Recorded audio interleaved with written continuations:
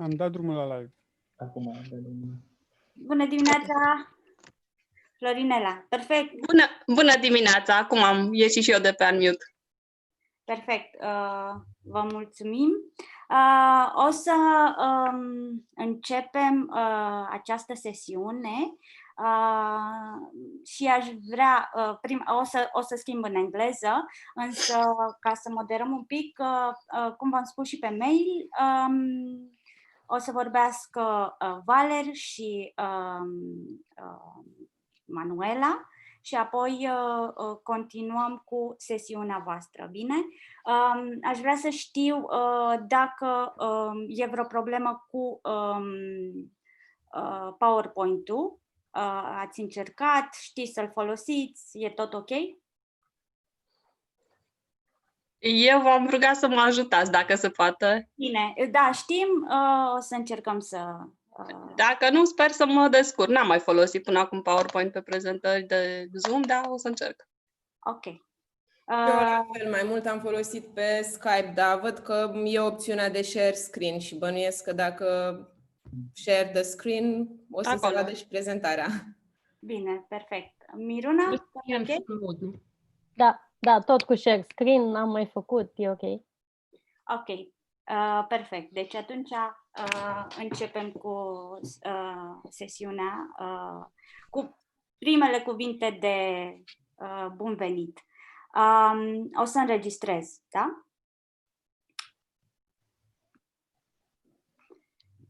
So, welcome all of you to this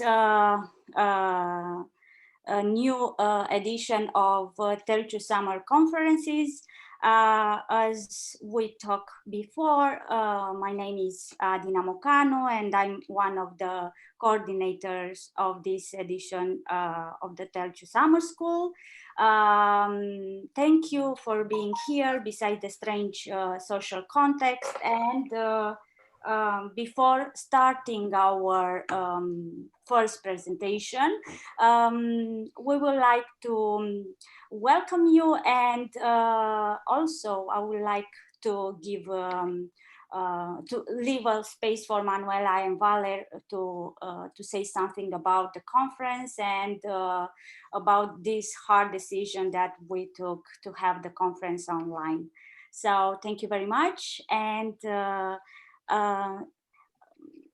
Manuela and Valer, when you want to start to talk. I think I'll start. Hello, everyone.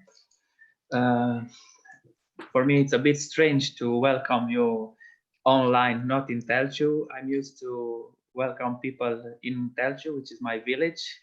And it's sad that now we are not there. And I'm not there now, since we have to take this decision to move all online. But I hope that even in this format, it will be a good conference. The program is, in my opinion, it's strong, and in a way it fits this context. We have to talk about commoning and solidarity in this period.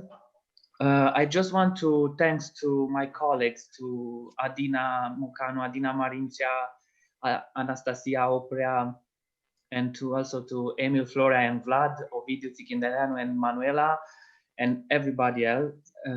Yes, for the effort to organize this conference, because since we took the decision to move online, I think it was 1 week ago or 2 weeks ago, we had to work a lot, especially my colleagues. So thank you again for everything, and to all the people that are watching this, I hope you'll enjoy the event and you'll appreciate our efforts and initiative. Manuela, please continue. Yes, a warm welcome from my side as well. My name is Manuela Boatcă, and I am happy to welcome you for this 9th conference of the Telciu Summer Conferences. As Valer already said, it's strange to have this online, especially given the context and the history of the Telciu Summer Conferences, because 9 years ago, when Valer still started this series of conferences, the idea behind it was to have a conference outside of the big university centers, outside of the big cities.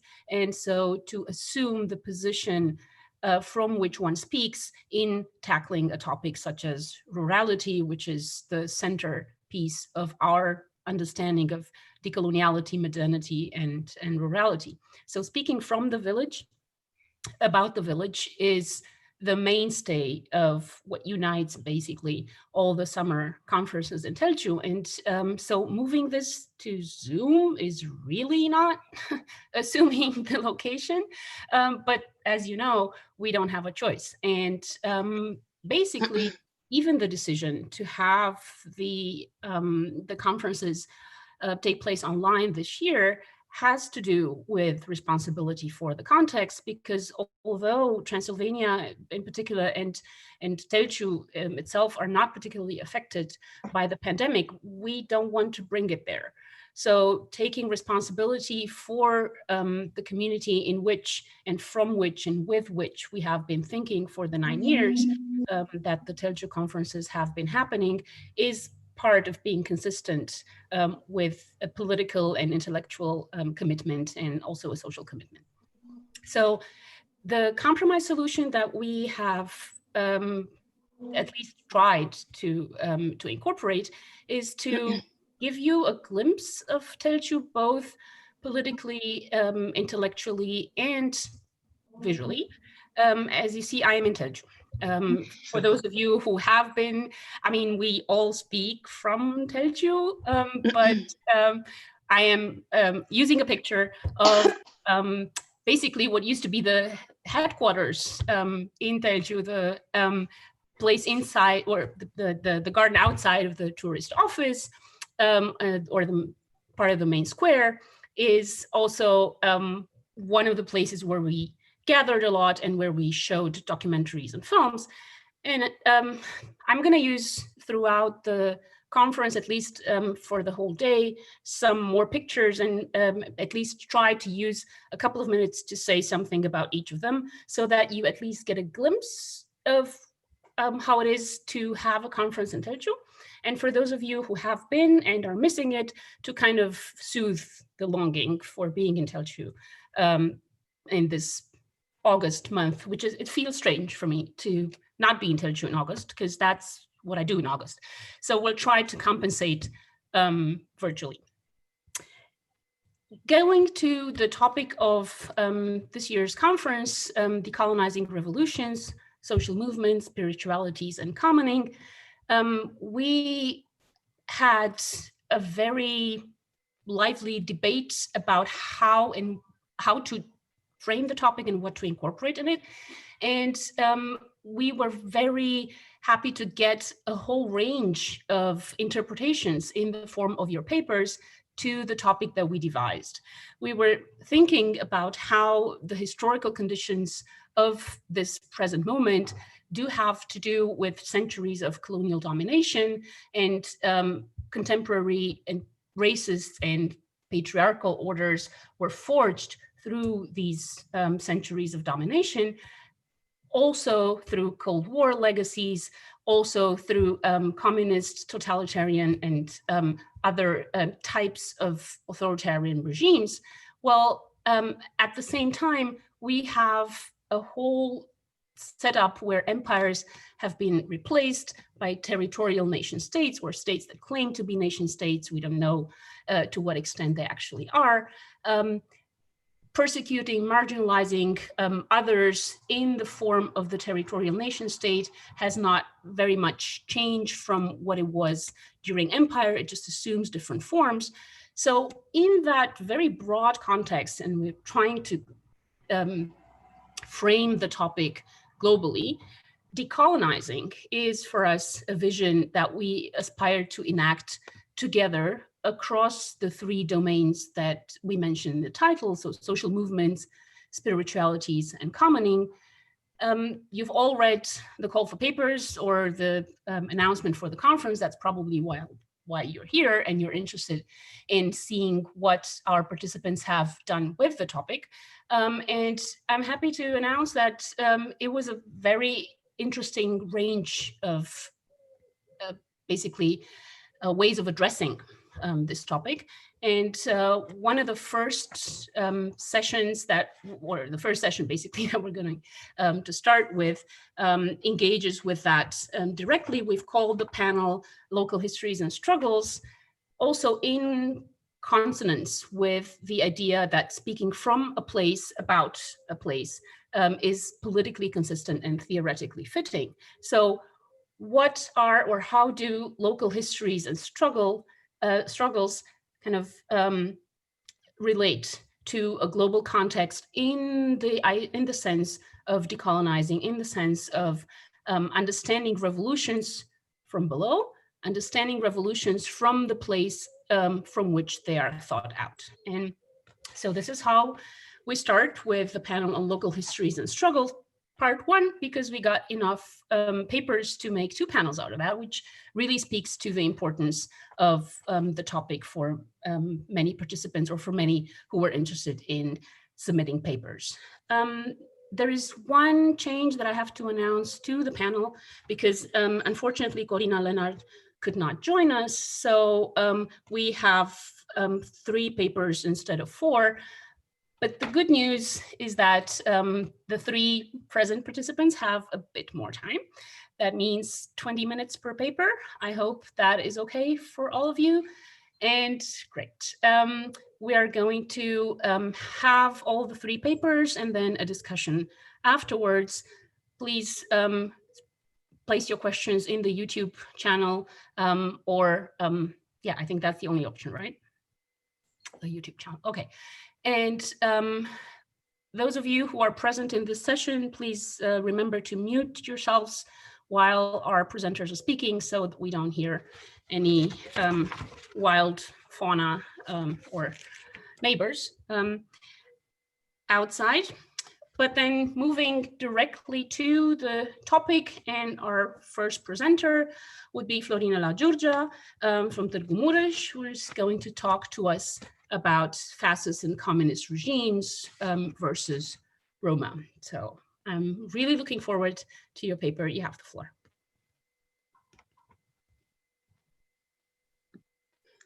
Thank you, Manuela. Hello, everyone, and thank you for the invitation. It's a pleasure to be here today.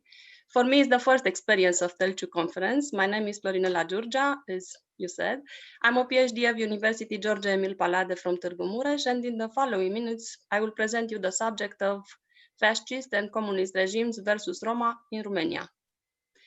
The process of modernization of the Romanian state, which started in the middle of the 19th century, implied some significant moments, including the abolition of slavery in the case of Roma people, slave of the state, monasteries, and particulars, boieri, for 500 years. The state had no specific concern for the poor social condition of Roma when it decided to liberate the enslaved.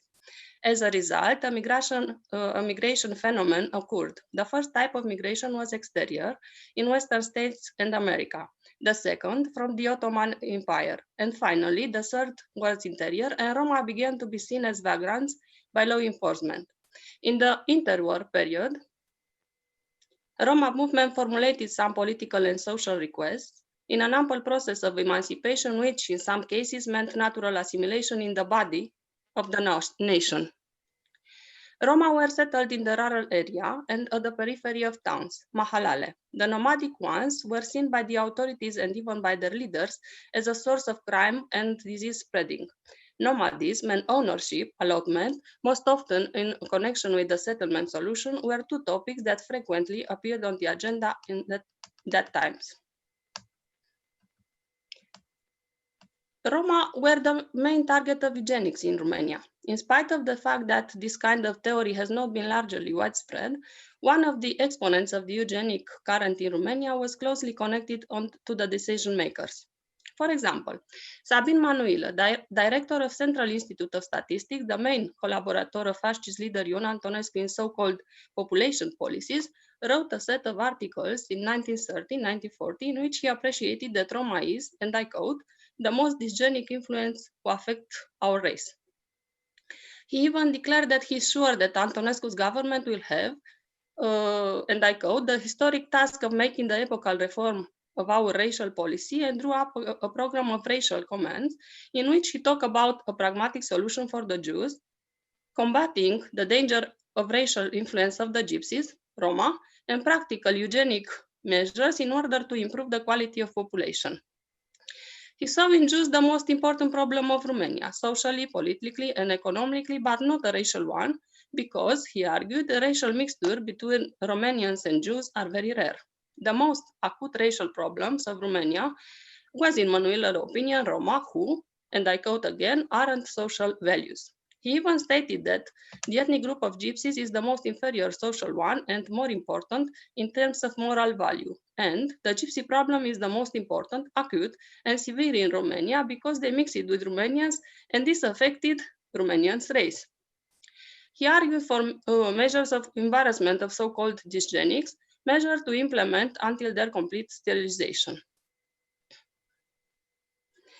Another important collaborator of Ion Antonescu, Traian Herseni, was an admirer of Nazi racial policy and also of theories regarding the improvement of the race. Herseni's visions was the following. The Romanian race, Geto-Romanic, was Aryan, but it had been contaminated with elements of inferior race, meaning Roma, Greek, and Jewish blood, and this caused the degradation of the entire population. I quote, "No doubt, the degradation of Romanian people is an effect of mixing of our ancient blood, Geto-Romanic with Fanart, Greek one, Roma, and finally Jewish blood. Our country's elite, which is supposed to contain the purest individuals of the race, has been transformed in an overlapping blanket unrelated to the ethnic community and without adherence to national traditions and ideals." The same rhetoric is present in Făcăuaru Brothers and Ion Chelcea's proposals, who requested Roma internment in forced labor camps and extermination, respectively isolation in the colonies, and even their sterilization in order to avoid mixing Roma blood with the blood of Romanian majority. The fascist regime of Ion Antonescu, who deported 25,000 individuals of this minority from entire Romania in the occupied territory of Transnistria in South Ukraine, meant for the Roma people the end of the emancipation process, but also 11,000 deaths due to cold, starvation, and typhus epidemic in less than 2 years, 1942-1944. The deportation of Roma from entire Romania to Transnistria followed the Jews' deportation in 1941 in the war context and occupation of Ukrainian territory by Romanian and German army. Tighina Treaty, from August 30, 1941, established Romanian administration for the territory between Bug and the Dniester River, so-called Transnistria. In the following, I will present the stages with emphasis of some representative documents. The first stage was a census of Roma during one day in May 1942 in two categories, nomadic and respectively settled Roma with subcategories. The first wave of deportation referred to the nomadic ones and took place in the period June-August 1942. The second started in September 1942 and targeted settled Roma condemned for crime and without legal means for living, supposedly living by theft and beggary. The deported Roma thought that they'll be colonized, as promised by the unofficial slogan, "Come in beautiful Transnistria, we will give you land and homes." The authoritarian regime of Ion Antonescu spoke before of their colonization in Bărăgan villages, and they also expected some measures in this sense. The authorities themselves used terms like colonization and also evacuation regarding the measure, but the conditions that Roma found in Transnistria were exterminatory. Confronted with numerous complaints regarding abusive evacuation from Roma family, especially soldiers, communities, and even from the prefect of Oceavkov County, Vasile Gorski, who signaled that the deportees didn't correspond to the targeted categories, the authorities sent in Transnistria 3 commissions to investigate. All the commissions that worked on the field in December 1942 concluded that the complaints were justified. At that time, they already registered the first death of Roma from cold and hunger, but the typhus epidemic from that winter made the most casualties. Informative notes, reports, periodically signaled the miserable condition in which Roma were deported and forced to live or die. Some Roma fled anyway, confronted by the risk to be shot by German troops or Romanian gendarmes.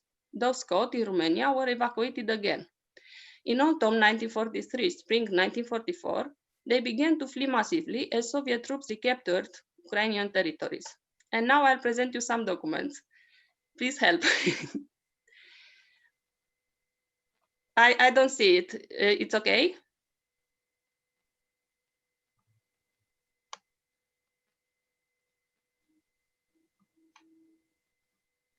If it's okay, I'm going to describe them.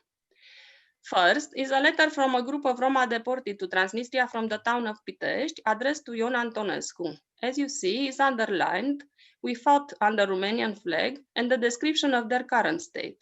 They were left in the field, starving, with children full of lice, beaten by gendarmes, and half killed by the cold.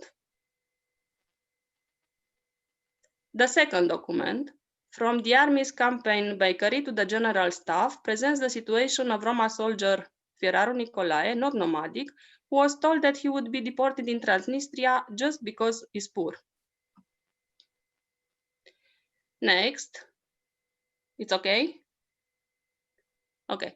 Next is a disposition to investigate a complaint of a soldier also deported from Pitești. He claimed that his deportation was abusive because he was not nomadic, and he detains an order in which he was called to the military unit.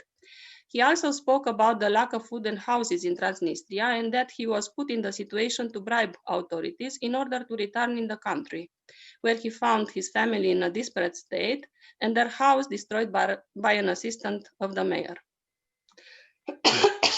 Sorry for this. The other one is a letter from the training center from Sărata that notified the upper commandment that Roma are numerous in their military unit and asked daily for permits to see their families which were deported to Transnistria. The commander of this unit asked for necessary explanation, showing that he can't release Roma soldier without an official order to do so, but numerous deserts occurred. Finally, a document who shows a very common situation of Roma family at that time. It is signed by a family from Luduș, Mureș County, named Murșa. They claim that their only help, the youngest son Martin, who has not been taken in the army like the other three sons, was deported abusively. Martin was at the wrong time in the wrong place, at a fair in Zau, where gendarmes raised men in Roma who allegedly have problems with justice. The parents demonstrated with documents from the Luduș court that Martin had no criminal record and asked for his return. Despite that on this document is written Gypsy returned from Transnistria, I did not find any record of him after 1942 in the national data system. After World War II, the former leader Ion Antonescu declared in the trial which took place in 1946 that the deportation of Roma was justified for reasons of public safety. In 1948-1949, Roma unsuccessfully tried to obtain their recognition as a national minority, and soon after, the communist regime prohibited any form of association, including Roma. And now we will start to talk about the communist regime. The communist regime of Romania meant for Roma people a strong process of assimilation, which deteriorated in some cases their poor condition and antagonized them with the majority of Romanian population. One example, in spite of the pro-natalist policy of the regime, the authorities had many concerns regarding the large number of newborn Roma. Joint information of the party and state bodies from January 13, 1978 regarding the problem raised by the non-integration of the Roma showed that Roma receiving childbirth allowances and help for mothers with many children lead a life characterized as parasitic and consume financial resources, although it does not carry out a useful activity for the society. I quote, "Gypsy families are generally disorganized. The main form of family is cohabitation, which usually begins at an early age, 14, 16 years, resulting in the birth of a large number of children whose education and care are completely neglected. Although a part of the non-working Gypsy population does not carry out a useful activity for society, it does benefit from the birth allowance and help for mothers with many children, amount used by people who lead a parasitic life and do not contribute with anything to the effort of the active population in our country." The same source showed that in the precedent year, 1977, Roma received 32% of childbirth allowances in the counties as Dolj, Prahova, and Satu Mare, and in Dolj County, 70% of help for mothers with many children. Despite some improvement in their social condition, grant of land for building houses, jobs, the communist regime took measures that destroyed, in some cases, their traditional way of living and were intended to suppress the nomadic phenomenon. I present you another document from 1977 in which the communist authorities analyzed the state of their policies regarding Roma. So first, the positive part.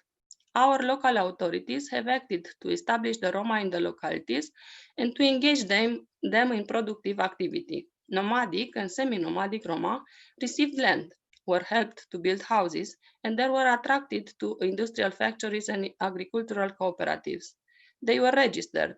They received documents, and we monitor them in terms of children's education, marital status, enrollment, and hygienic. And now the negative.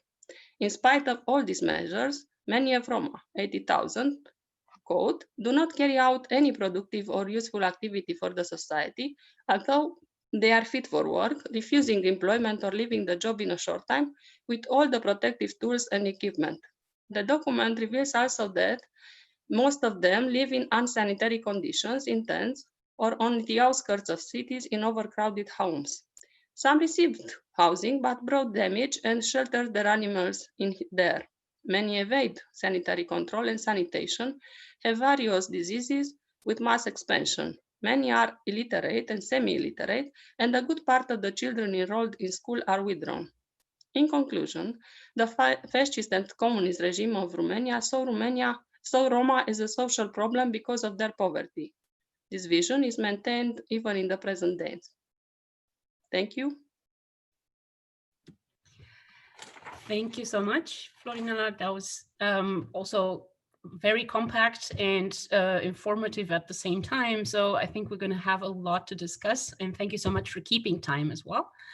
Thank you.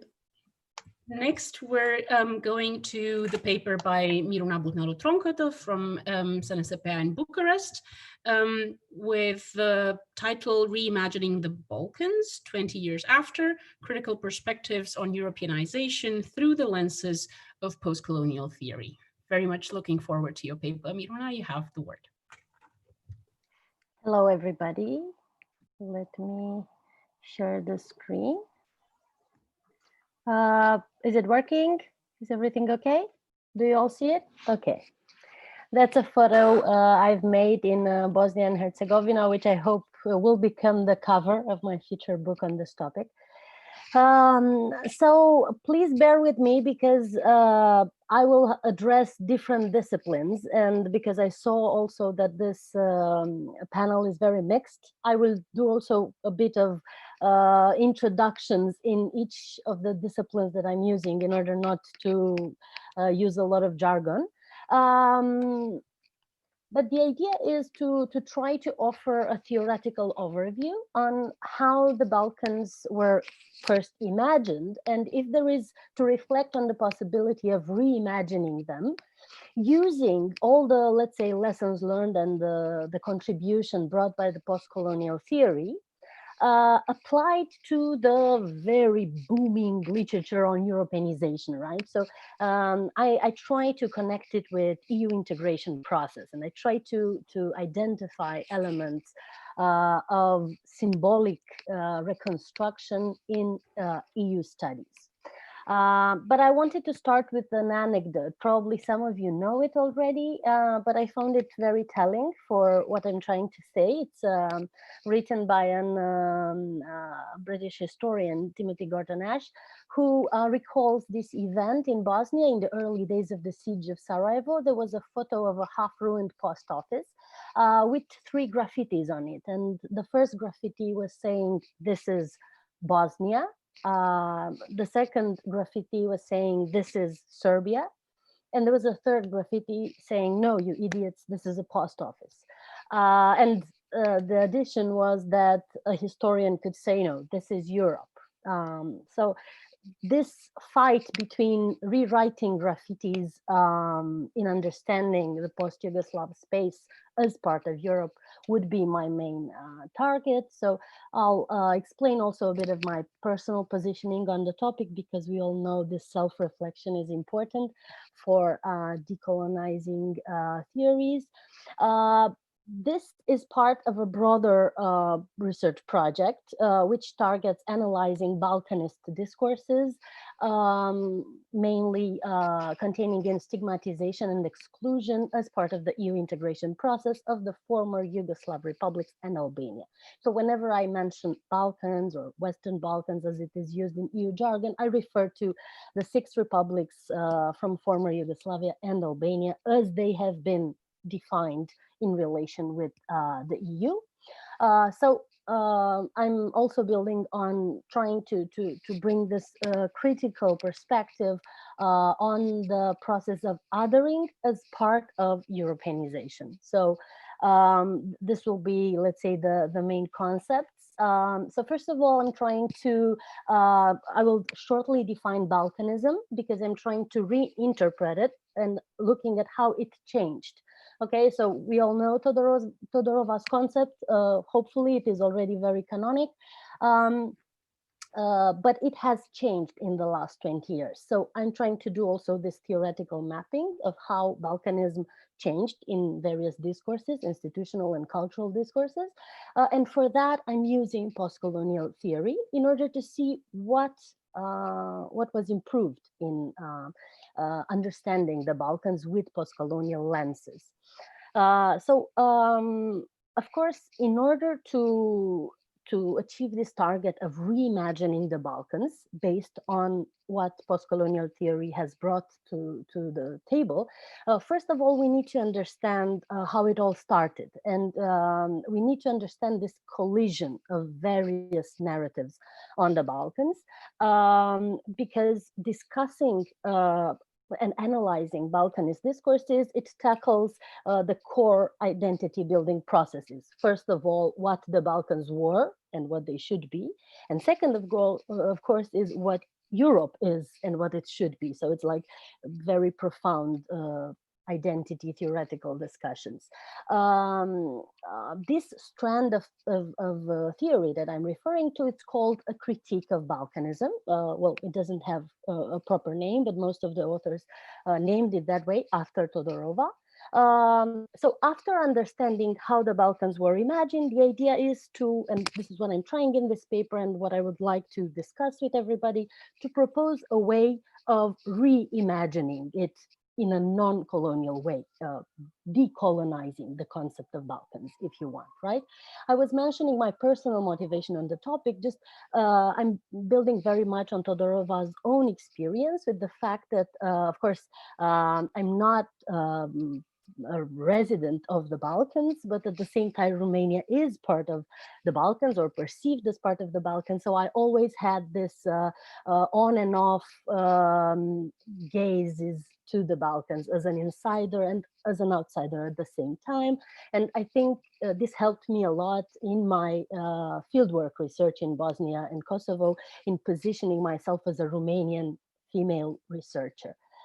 I'm also using the concept of global coloniality developed recently by Mignolo and Tlosanova, because it's, I think it's a much more encompassing concept than simply colonialism or post-colonialism, because as we all know, global coloniality refers to an outcome which we practically reside. It's not directly connected to the colonial experience per se. And I think this much better fits the Balkans than the concept of post-colonialism. So very briefly, Balkanism is a reference to a specific discourse that, of course, provokes attitudes and actions towards the Balkans, which consists in a new mental map. So it doesn't have to do with geography, but rather to symbolic geography, placing the Balkans in a negative stereotyping, continuous approach. So I believe that this Balkanist framework, launched by Todorova 20 years ago, could be applied to better understand EU integration process. It's important to note that for Todorova, Balkanism is not the same with Orientalism, the concept that she took from Said.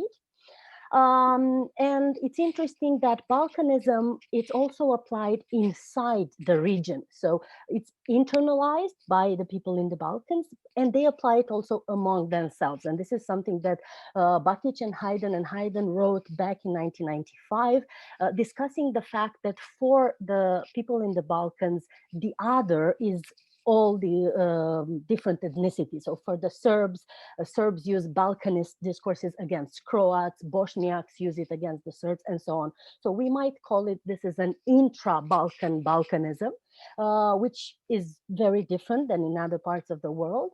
And of course, we cannot talk simply about colonialism in Balkans. I wanted to make this distinction because, of course, the Balkans are part of Europe, and they are a sort of resident alien, as literature call it, right? So they were seen and built by the Western gaze in a colonizing form, but in a way, they were always a territory of Europe. And this creates the tension, the need to reimagine the Balkans, right? So going back to the 90s and how the Balkans were built as the other of Europe, of course, this is not only about 1989 and when the war for the dissolution of Yugoslavia started. This goes back longer in time, centuries, and this is what Todorova talked about. So she showed how the Balkans have been built by the Western colonializing gaze for the 14th and 15th century and so on. But starting with the 90s, we have a revived Balkanist perspective, and this is actually what Todorova calls the real Balkanism. And Robert Kaplan, a historian, US historian, is considered the par excellence example of how Balkanism looks like. And let me just quote you a part of his book published in 1993. He says, only Western imperialism, though few would like to call it that, can now unite the European continent and save the Balkans from chaos, right? So this association between Balkans and chaos and the saving force of the West is clearly the core of Balkanism. Now, I don't want to bore you with history because we are all in the same boat on this, but this idea that there was a previous Balkanism, the one that Todorova talked about, the Balkanism of the 19th century was revived, reinvented right after the war ended in Yugoslavia. So this post-Cold War phase of the 90s of Balkanism has influenced very much the contemporary Balkanist discourses. And this is what I'm also trying to bring evidence to in the paper at length. I am based on a lot of authors that have applied postcolonial theory on the Balkans. There is this first generation of female researchers from the region that are active in Western academia, Milica, Bakic, Haydn, Todorova, and Galsworthy. And then there are two other different generations of authors, and I will not name all of them. I just wanted to show you that most of them are from the region, right? Like Dusan Bielic, Jelena Tosic, Diana Mishkova, and so on. So it's already a new generation of researchers residing in the Balkans and being connected with, of course, global academia that are bringing very good analysis and evidence on Balkanism still existing, right? So what they're practically saying is that we need to deparochialize US and Eurocentric visions on the Balkans, definitely. They bring a lot of evidence on how Balkanism discourse still works. And this idea that Europe engages with the Balkans in a relation defined by the need for supervision, guidance, and training. This idea of the Balkans becoming European. And this is actually a certain connotation of the concept Europeanization, right?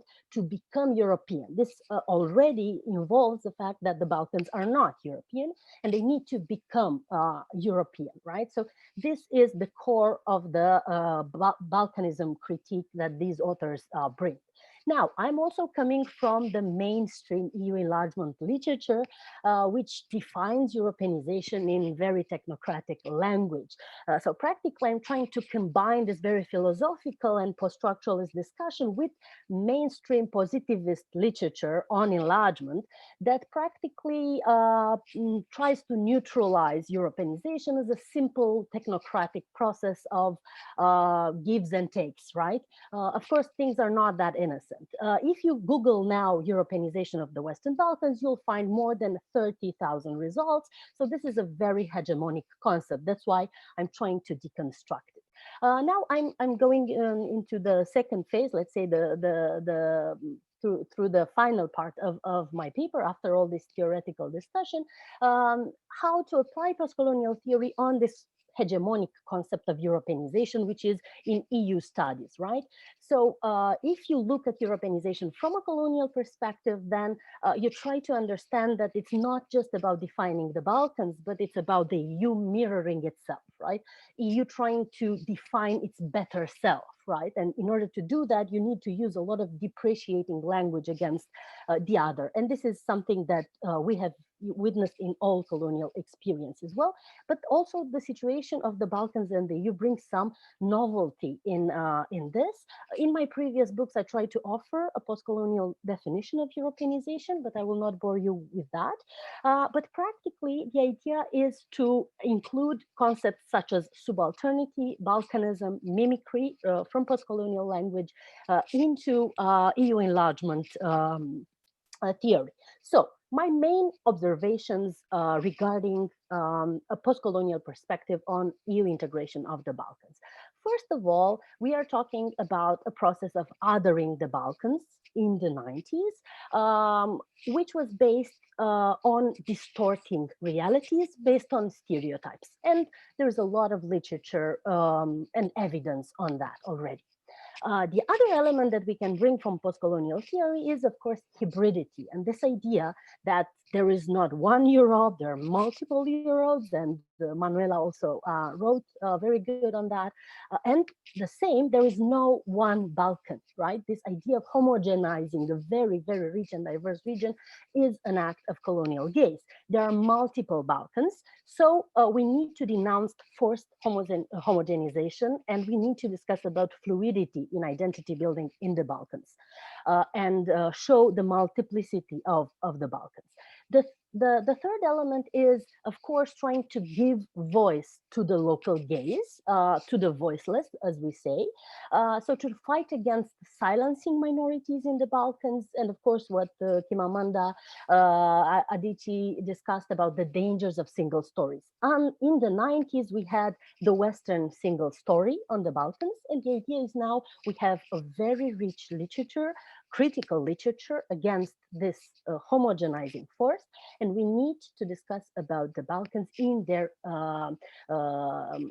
diversity and using the local perspectives and local researchers.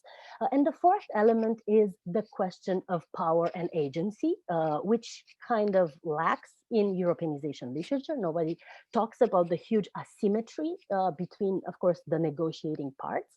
And this is where the postcolonial concept of subalternity, I think, brings a lot of richness, because subalternity is embedded in EU integration process discourse, and we definitely need to take that seriously, right? So this would be the core observations of the main elements of postcolonial theory that could be very useful. Do I have a bit more time? How am I staying with the time? I have the impression that I'm out of time. 3 minutes.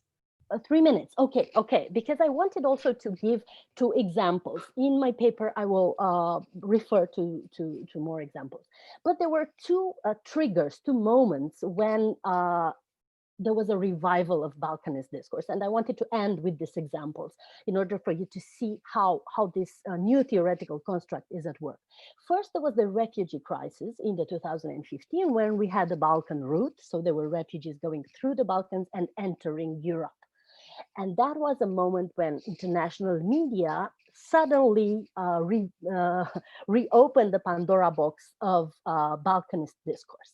And I'm analyzing an article from Deutsche Welle, a well-established German international media in the English language, in November 2017, when it had a big article called "The Balkans, the Problem Child of Europe," right? So this is very striking Balkanist discourse. And as this one, there are many other examples. The second moment when Balkanist discourses came back to life was last year, when President Emmanuel Macron rejected in the European Council the opening of negotiations with North Macedonia in Albania. And he held a press conference where he justified his veto by saying that he doesn't think that we should open negotiations with Albania because there are thousands and thousands and thousands, and this is literally what he said, of Albanians applying asylum in France. So this implies a huge fear of immigration within Europe, right? Again, this is a very good portrayal of what Balkanist discourse implies. And this, of course, betrays that we are different Europeans, right? Some Europeans are more equal than others, right? And this different positioning towards the Balkan is the essence of the revived Balkanist discourse. Now, in my conclusion, another observation that I made, and with this I will end, because in the paper I speak more broadly about this. We need to observe also the positive changes that happen.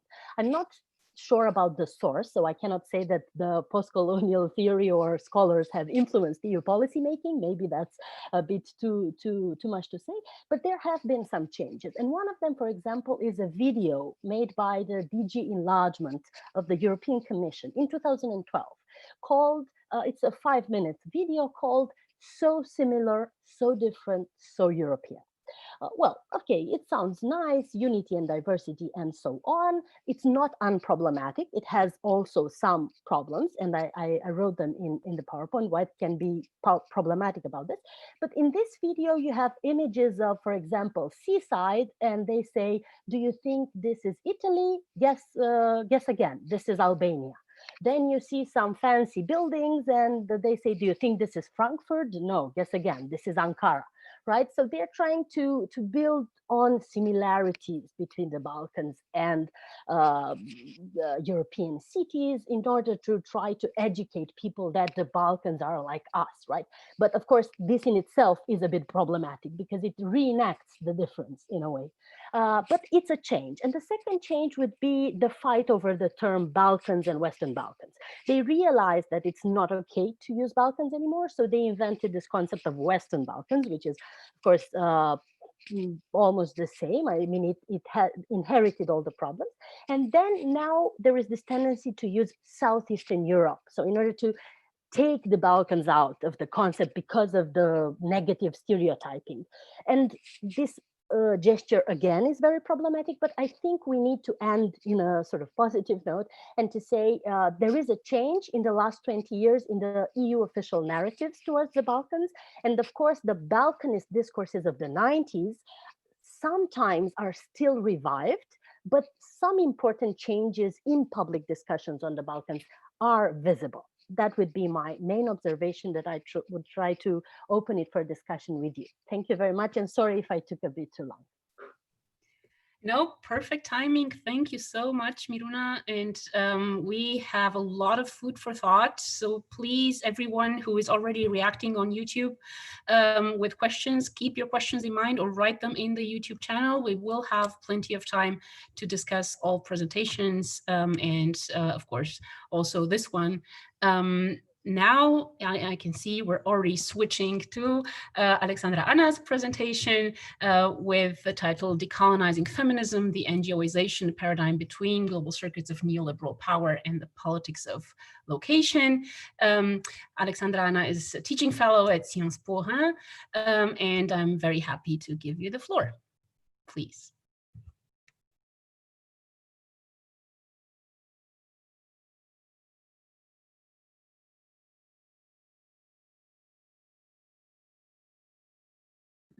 We can't hear you. You should unmute. You should unmute yourself. Okay. So I was more concerned actually with the sharing the screen, and I didn't pay attention to the microphone. So I was just saying that this paper was resulted from the international conference Gender Struggles in Eastern Europe that took place last year in Kaunas, and is under revision for a journal that will have a special edition resulting from the same conference. What I will try to do in this presentation, and also what I'm doing in this paper, is to apply a decolonial feminist perspective to the evolutions of the feminist movement in Romania after 1989.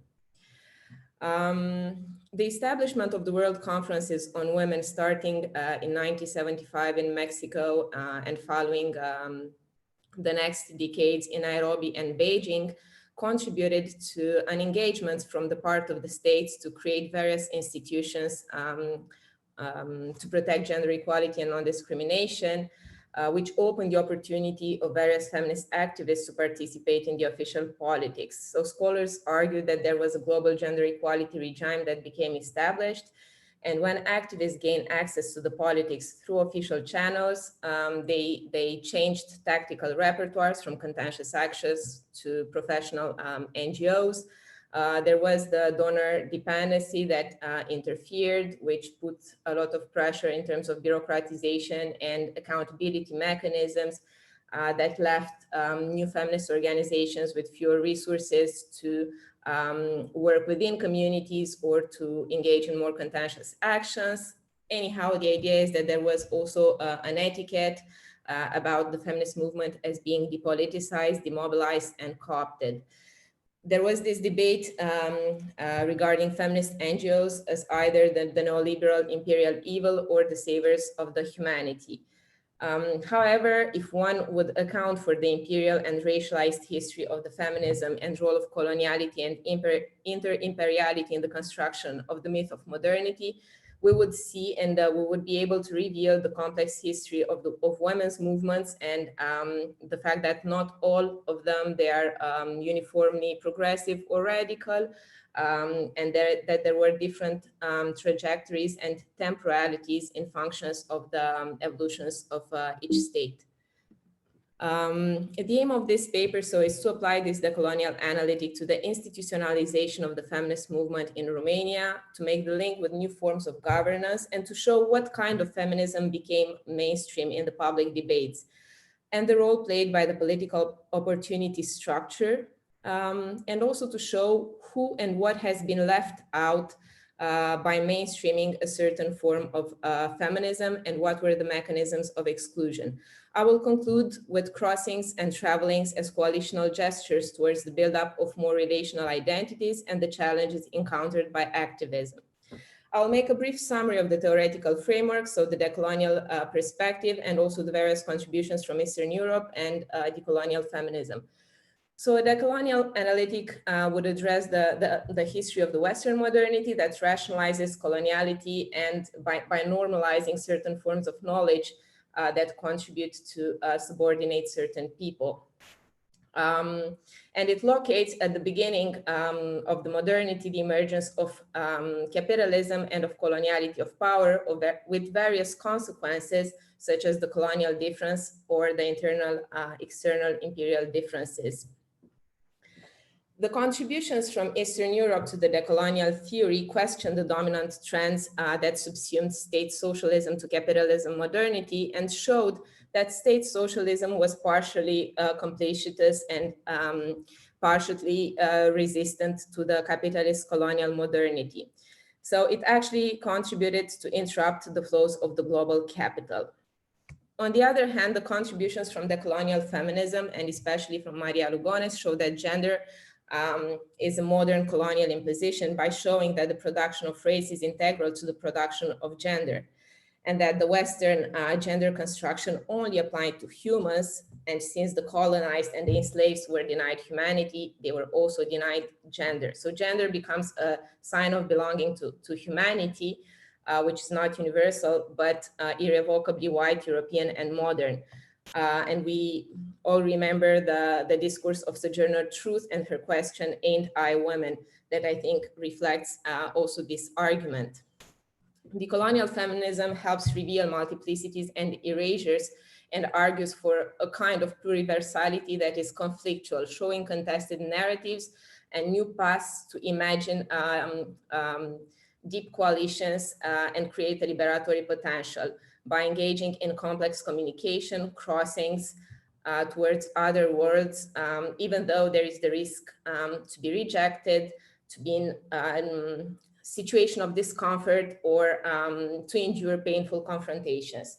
So this is a way of working towards oppression, against homogenizing tendencies and universalism, and giving up the quest for grand narratives.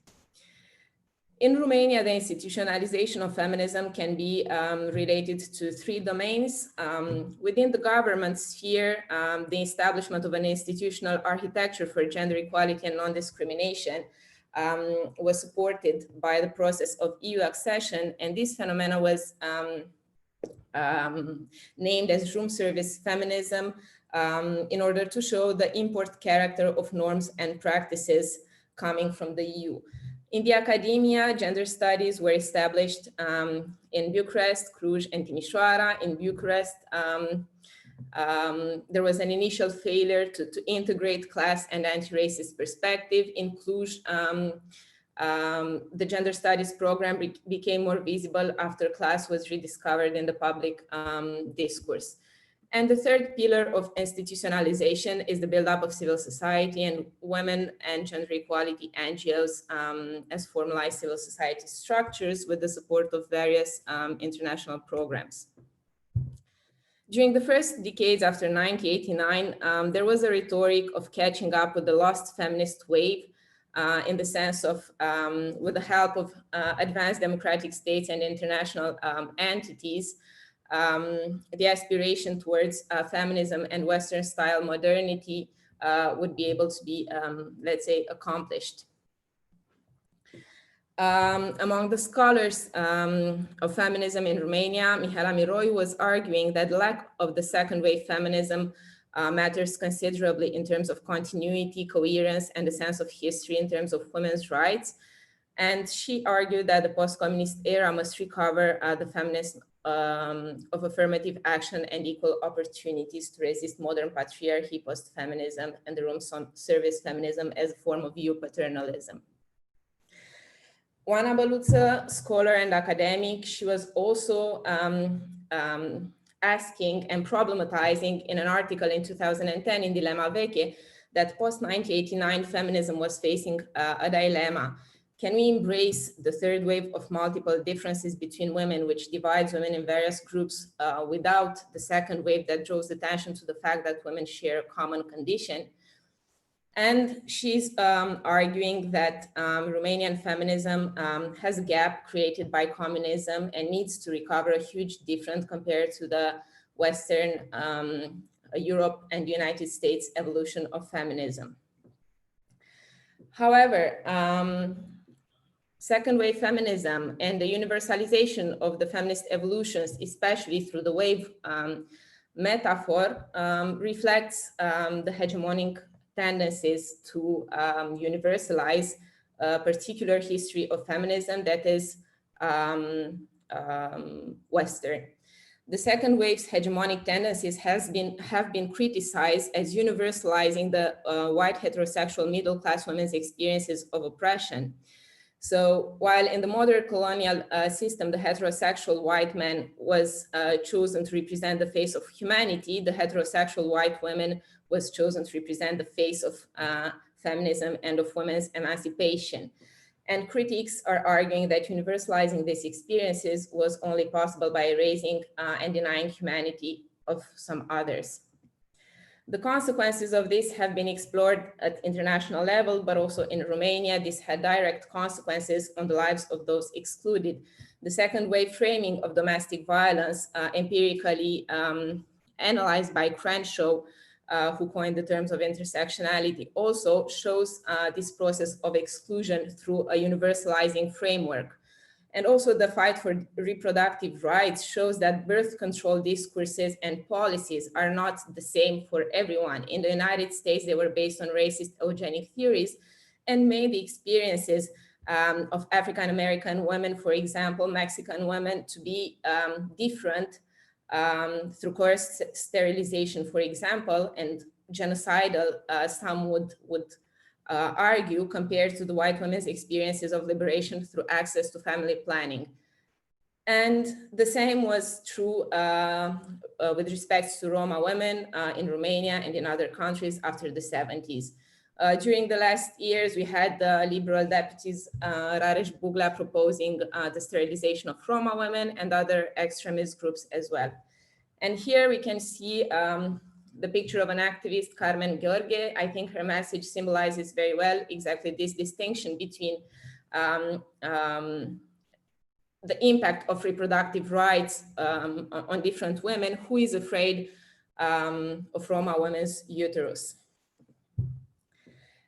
So how and why did the liberal feminism become mainstream in the public discourse in Romania? There was, on the one hand, the integration in international organization and the EU accession discourse that promoted the establishment of some gender equality policies and institutions, but there was also reinforcement and the reconstruction of the homogeneous nation and opposition to gender ideology, translating into a new cleavage between EU integration versus national sovereignty. So those supporting gender equality, let's say, policies and discourses sometimes were argued as being the new Marxist and part of the imperial Western tendencies to impose values and norms, an aspect that is being used right now by anti-gender mobilizations and actors. The anti-communist backlash also helped to delegitimize redistributive claims, and feminist theorizing saw democratization as inseparable from mass privatization, and also the depolitization of class was based on institutionalized racism. And this was something that we were able to see at the end of 2000 through the emigration debates and the distinction between Roma and Romanians, when the Romanian government realized this national branding campaign to make the differentiation between Roma and Romanians abroad. Here is a quote from the import of Western liberal feminism as the main framework from some of the activists and academics within the gender studies program at SNSPA, just briefly showing it is very interesting because we are feminism, but we are Western feminists. We learn Western theories because we do not have theories about our Romanian women. My feminism was like after the transition, liberalism and democracy.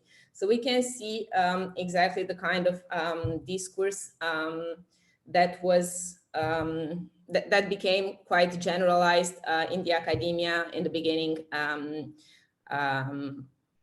during the first decades after 1989.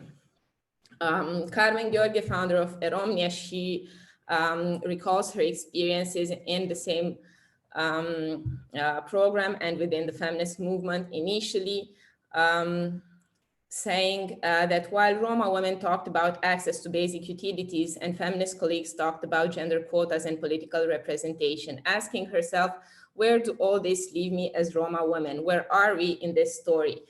And this exemplifies and resonates on the one hand with the depoliticization of the economic dimension after 1989, and also resonates with the position of in-between of borders that she was occupying. What was left behind outside, overflowing, erased, ignored, and neglected by the establishment of this form of feminism as the mainstream one?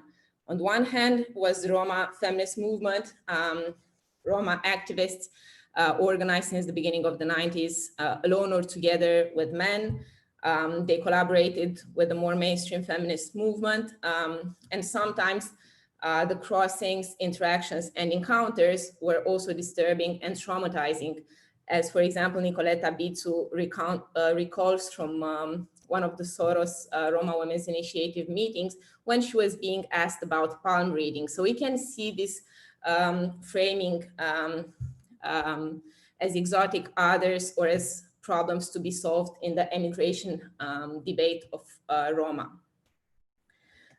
The queer feminist collectives initially associated with the anarcho-punk scene was another side of the feminist movement that developed initially in the underground and that was less visible, let's say, in the public debates and their perspective as well. They proposed various alternatives to this more liberal discourse, especially they adopted an intersectional stance in their way of organization, but also in their discourses, and an understanding of feminism in interaction and co-created with other social movements.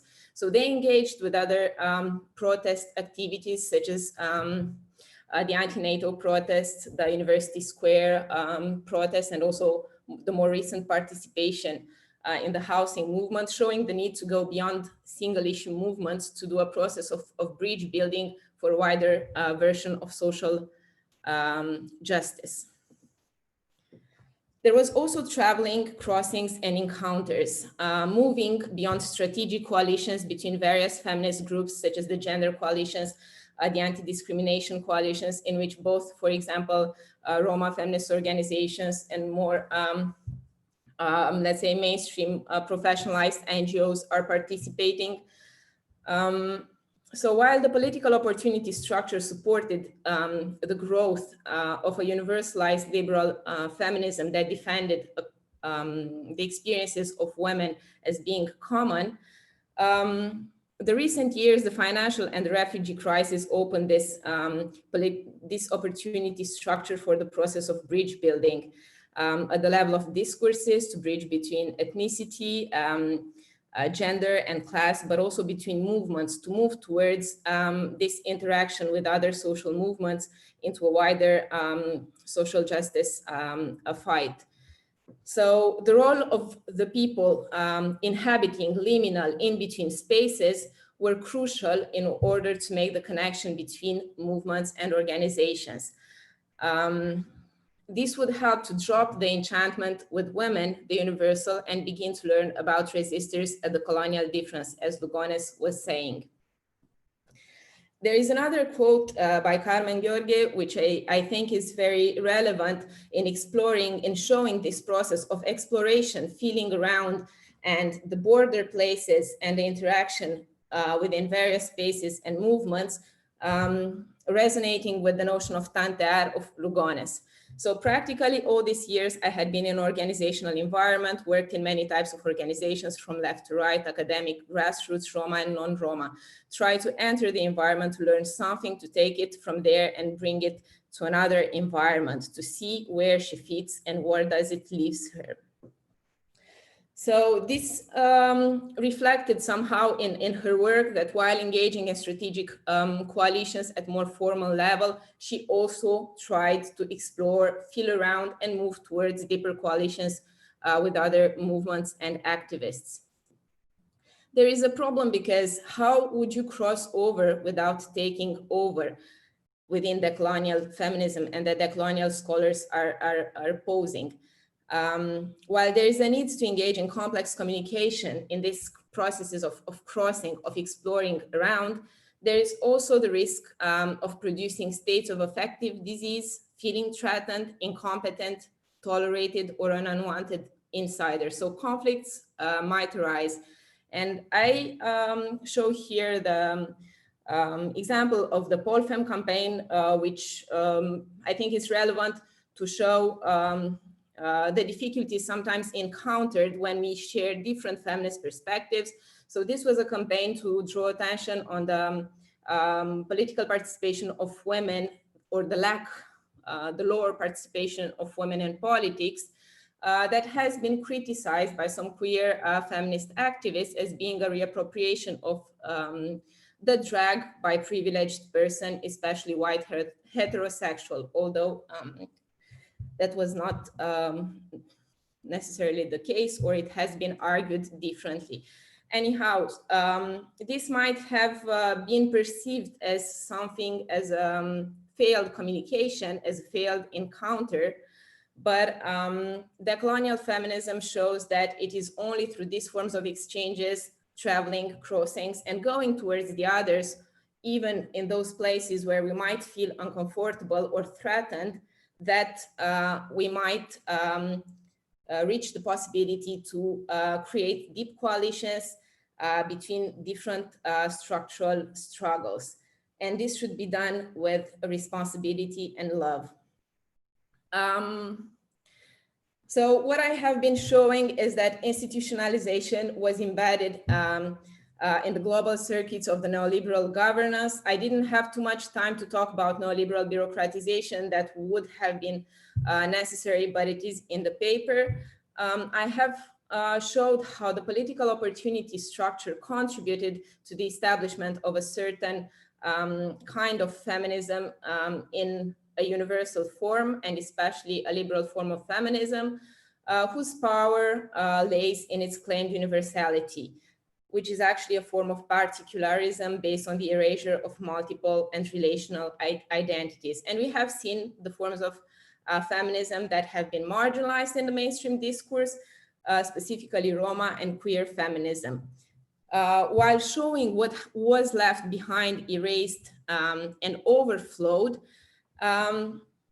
Decolonial feminism, and in this paper, I also argue and support the vision that this is not an end in itself, to create resistant communities and safe spaces as gated communities, so as pluralities that cohabit spaces without friction, but to travel and cross towards conflictual pluralities that post contested narratives. Because inhabiting marginal spaces, it's not revolutionary in itself, but it's a creative preparation.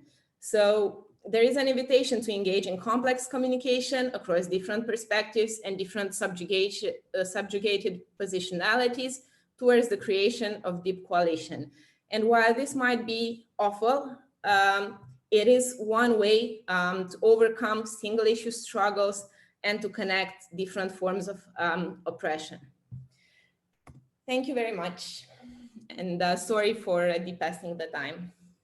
Thank you very much, Alexandra. You're fine. We have plenty of time for discussion. And I think it was important to kind of unite some of the strands of the discussion, and the fact that you came back to the idea of revolutions and then inter-imperiality inside the entire colonial and context of coloniality is, I think, relating very well also to the previous presentations, because I think Miruna mentioned it's kind of the panel is quite diverse. So what are the local histories and struggles there? I think we can find very clear common points, and I think in many of your arguments of all three of you, there were these trends present, but it's important to pinpoint them. And I think we're going to have a chance to do that in the discussion.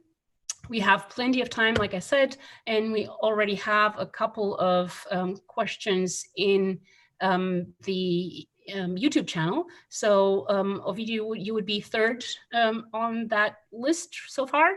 I will start with a question from Raluca Grosescu. The question is for Miruna. How do you see the creation of the International Criminal Tribunal for the former Yugoslavia and its narratives about the Yugoslavian war within these frameworks of imaginating the Balkans? Thank you very much, Raluca, for the question. And I know she works on transitional justice, so I think I didn't enter into that topic because, of course, it's very wide. So I had to choose some of them. But actually, there was another example of how this change of narrative, which is a bit positive, which tries to go beyond the colonizing gaze, happened also in relation to discussing on who are the perpetrators and so on. Of course, the ICTY is a very controversial subject. It's an international tribunal, which many local activists consider as part of the problem, not part of the solution in ending the mystery of who killed who and who is responsible for genocide. We are actually witnessing these days the fact that we still don't have a final decision on Mladic, and he is trying again to contest the final decision, which is very painful for some Bosniak communities. Anyhow, very shortly said, I think even inside the ICTI discourse, we had an evolution. And in my paper, I also refer as a positive change in reimagining the Balkans, this idea that the stereotypical image of the Balkans being a place of irrational ethnic hatred, which caused the war and so on, is changed by introducing the moral responsibility and the legal responsibility of international organizations in the war. For example, we all know that there was a Dutch battalion, the so-called Dutch BAT, present in Srebrenica when the massacre, the genocide took place. And there was a lot of discussion why they did not interfere as part of UN peacekeeping troops, right? Now the discussion has gone further, and there are now Dutch authorities discussing about possible trials and possible assuming responsibilities. They also paid certain amounts of money. There were a lot of Dutch NGOs working with the victims of and the families of the Srebrenica victims. But I think this is already a change in the image. The fact that now we are discussing about the fact that the war in the former Yugoslavia had also international actors, international contribution, and their lack of intervention or their wrongdoing was also partially responsible for what happened, right? So I think this helps us move beyond this image that we need to have a perpetrator and there was a very clear ethnic war and either the Serbs or the Croats are the criminals and so on. I think that was part of Balkanist discourse, and I think you're right if you're trying to suggest that, Raluca, that ICTI and transitional justice and recovering the memory of the war was part of Balkanist discourse. I agree with that, and there are studies on that. But in my paper, I also tried to look on the positive side, the advancement on how Balkanist discourse was in a way opposed. And the other element that I wanted to say regarding the same question is how Srebrenica genocide, this year there was a commemoration of 25 years. And again, it was an interesting element to analyze how political actors and how the EU referred to the Srebrenica genocide. And there is this parallel between, this is not a Bosnian drama, this is a European drama. This is a common trauma, if we call it that way. And I've seen some changes in discourse in this regard, the parallels between Srebrenica and Holocaust, and this idea that there are common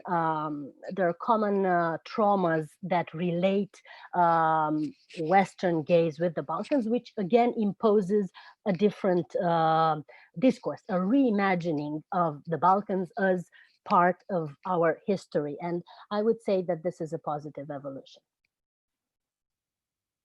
Thank you very much, Miruna. A question to Alexandra from Claudiu Vlad. I would like to know more on what is institutionalized racism and how feminism is related to it.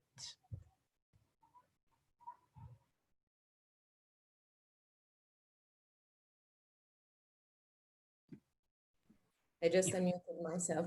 So I think a very specific example that I already gave of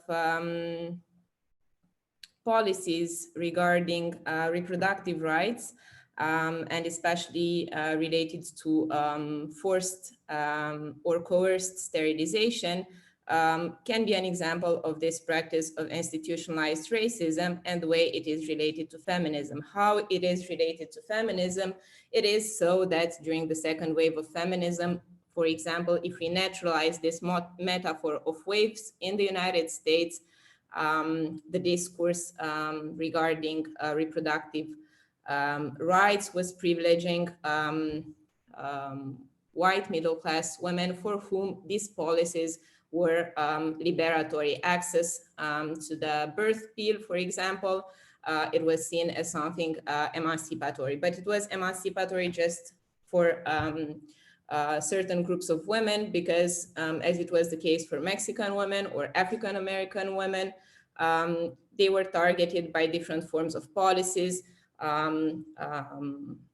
that were racist policies, eugenistic policies, and that were targeting the reduction of this population. And this was the case in Romania with the recent examples of various proposals from MEPs and other civil society actors to support, let's say, restrictive policies regarding the reproductive rights. Thank you, Alexandra. Ovidiu? All right. Hi, everybody. First, I don't know, I forgot to welcome you also from my part to this side of Telciu. So welcome, I guess. Thank you all for this first presentation. This was very interesting and strong. And I have a question for each one of you. So first to Florinela. Let me see. It was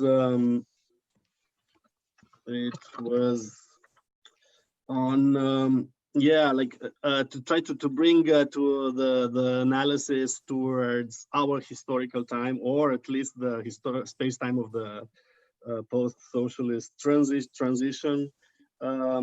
How would you then, in light of what you said about the fascist and communist policies on Roma people in Romania, how would you see the necessity of decolonizing our social relations in Romania as a whole in the present? Then for Miruna, yeah, great, and it was very nice that you also set up so clearly the theoretical framework and everything. So I just had a question about relating a little bit to the last part of Alexandra's presentation on what was missing, what is invisibilized. What else, if you can say something about the Balkan political projects of political reimagining the regional reconstruction. We had the Balkan Federation attempts in the late 90s, early 2000s, basically the same political scene that I was also part of, with the Balkan social forums and the contributions to the in the no border movement. So I wonder if that is part of your scope, and if you can see any future in this kind of reimagining of the political role of the Balkans in redefining global Europe too. And then for Alexandra, thank you so much for, especially for bringing Maria into discussion. And I gotta say, first of all, that in our discussions from 2004, 5, 6 onwards, she was totally horrified by she was aware, and she was totally horrified by this wave of technocratic, what I called it at the time, the technocratic feminism, white feminism in Romania, Bulgaria, and Hungary, and she was aware of it. And thanks for bringing this last issue of what is missing and invisibilized by this, including by the imports of feminism. In the scene of indie media, Lady Fest, the anarcho-punk scene, the artistic scene, because we are dealing also with the coloniality of knowledge and the coloniality of archives and the politics of quotation, which now make allied academics kind of go over all that stuff. So basically, you know, organic culture has to die or be museified before it's referred to or analyzed, right? So, but I would like to ask you, in light of this and continuing this line of thought of what is invisibilized, if you can look right now at the current erasure, because this scene, the anarcho scene and the anarcho-punk scene and indie media, you know, died in 2009. Unfortunately, the Lady Fest, the first process that happened in 2005 and then 2007, that we were all part of, also either died or were transformed. There were, and I'm gonna ask you, beyond internal conflicts, where do you see the new processes of erasure of these groups and of these processes, which were already deep coalitions that went and criticized all the single issueism that was dominating the NGO scene and the mainstream press. And also to you, just a short thing on that moment of 2008, 9, 10, and the quote from Oana Băluță.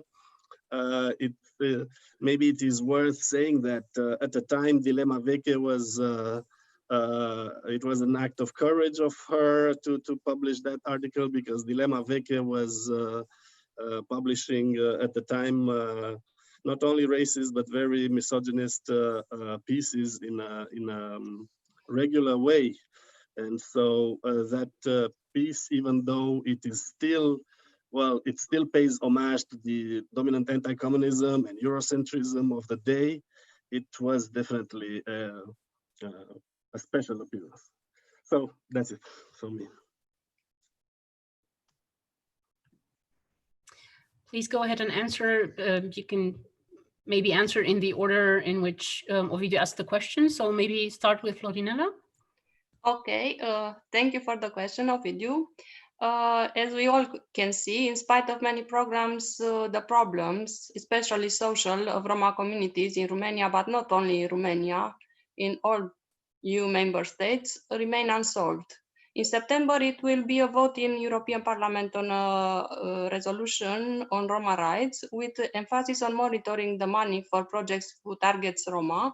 And I take the liberty to found out this inclusion bill, who is promoted by MIP Romeo France.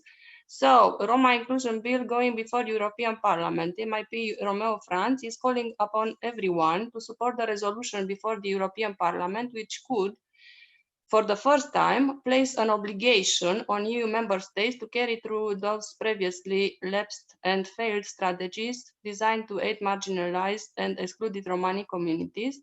If this resolution becomes an EU directive, it will be a tool in our hands to fight back against, and I quote, anti-gypsy racism and assert our individual and collective rights. In the face of growing far-right thuggery and fascism, we must build unity and an effective political voice. Nothing is likely to change unless communities self-organize and express their demands. As Franz himself said, top-down solutions have never worked. Integration is a blind ally, and only self-emancipation through enforceable civil rights will bring real progress. Next year will be a 50 years jubilee of the First World Roma Congress, and an event who offers a unique opportunity to achieve this unity. This will take place in Berlin, coinciding with the celebration of Roma National Day in April 8th. My personal point of view is, you know, Jan Hancock once said that Roma and non-Roma, Gage, have a problem with each other. But as in a matrimony, we need to communicate and compromise. And I think this is the way. Thank you for the question.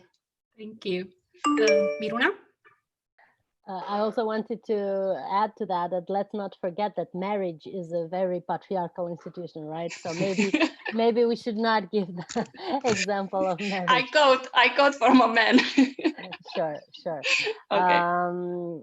And taking into consideration the referendum in Romania for normal families, I think this becomes very problematic. Okay. So thank you very much, Ovidiu, for your question and also for your observation. Actually, if it's allowed, I would share again, because I had 3 pages that I wanted to skip because of lack of time, but it's exactly the answer to your question, because my presentation was ended with the question how to reimagine the Balkans, of course. So I wanted to share it with you. I hope it's working. Is it working? Full screen. So maybe you can make it full screen. Full screen, sure. Is this okay? Yeah. Great. Good. Okay, so it's just 3 short slides, how I thought about it. I know you probably refer to the political side of the discussion, like, is there a solution coming from the Balkans, from Balkan politicians, of a sort of political structure outside the independent republics? There were many discussions about it, of course, before the war started. We all know that the federal structure was a Tito project, and it died once Tito died, right? So after that, the federal project for Yugoslavia became a Serbian project, a Serbian domination project. And there is a lot of evidence on that Milosevic in the 80s started building this idea of practically just incorporating all the republics in this great Serbia project. Of course, the discussion becomes very, very difficult when we talk about the 90s, because that is where international actors intervened. That is where Germany and Hungary and other countries have sent weapons to certain parts of the conflict. That is when NATO troops and UN troops were there. So we cannot talk about a war exclusively based on so-called ethnic hatred, right? It's a much more complex discussion about that. So the solution that the Balkans saw on their own, it's actually opposing what happened in reality. So if we look at Dayton, where the peace treaty was signed for Bosnia, now there are many accounts, memorialistic accounts, on how practically the leaders got drunk in order to accept to sit at the table. It was a very tense and difficult situation because it was very short after the genocide in Srebrenica and so on. So it was a difficult moment. So the American lawyers present there that imposed, in a way, the international treaty and the Dayton Agreement on the participants had to put pressure on them to accept. And now we still have Dayton in Bosnia. So this multi-ethnic American thought solution with all ethnicities cooperating in a governance system and living happily ever after was a failure. Not multiculturalism was a failure, but this institutionalized multi-ethnic governance structure based on, anyway, American perspective, not even any local suggestions, did not work. And they implemented it both in Bosnia and in Kosovo.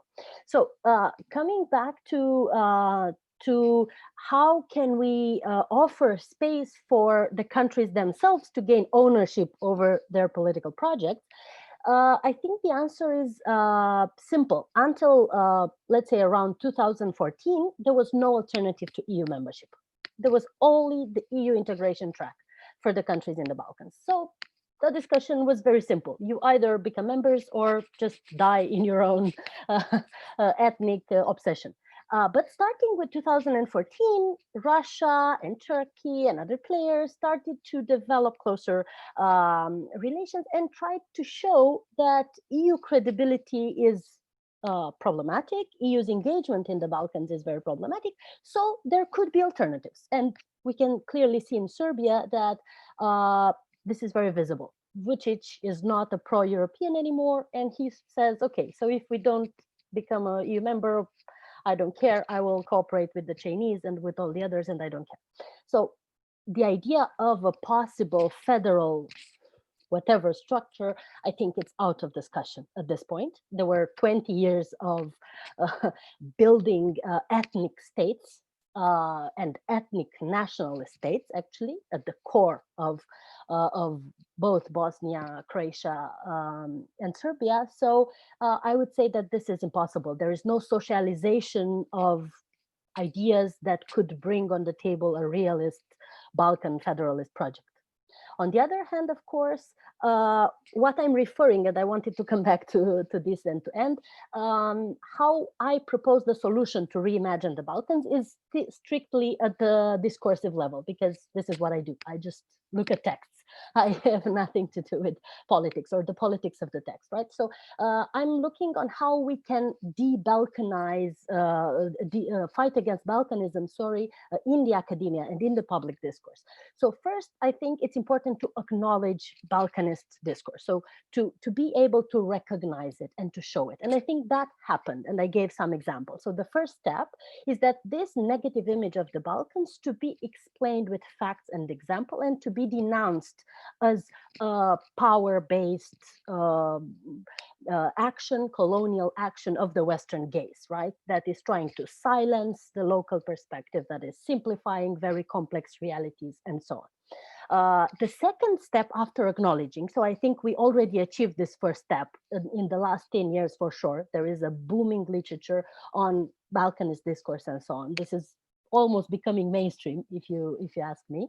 The second thing would be to try to go beyond this dichotomy of EU and Balkans. And EU is mirroring its positive ideal self in the very negative self. And that is very subtle, right? You need to see that working in the media and maybe even in pop culture. You need to see the Balkans referred to as Europeans. That is the next very important stand, deconstructing the dichotomy. And I think that can be achieved when you invite insiders, when you invite the locals to discuss on the same position and in multinational groups with outsiders, right? And I think we already have examples of that. There are multinational research groups with people in the Balkans and with researchers from the Balkans and Western academia doing some work, but the impact on the public, it's not quite good. And I gave you the example with a big article named Balkans, the problem child of Europe, right? This kind of elements show us that this dichotomy is still there in the minds of people. And the third step, and maybe you can also tell me what you think about this, would be the responsibility that we have, right? Scholars and maybe cultural activists, to try to include this results of post-colonial theory that has brought some very consistent contributions to the discussion in mainstream debates, through books, through having specific courses in universities, for example. And with this, I would like to end. I'm trying now to propose a course on post-colonialism in the Balkans in SNSPA, in my university. There is no course on post-colonialism, from what I know, in political science departments in Romania. And I'm trying to do this very niche course in order to push it a bit to the mainstream, right? I think this is also part of reimagining and reenacting this stereotypical image. Thank you, Miruna. We can, I think, also discuss what mainstreaming does. We saw what it did to gender. So yes, pushing, but maybe not mainstreaming. I don't know, but it is part of the struggle, definitely.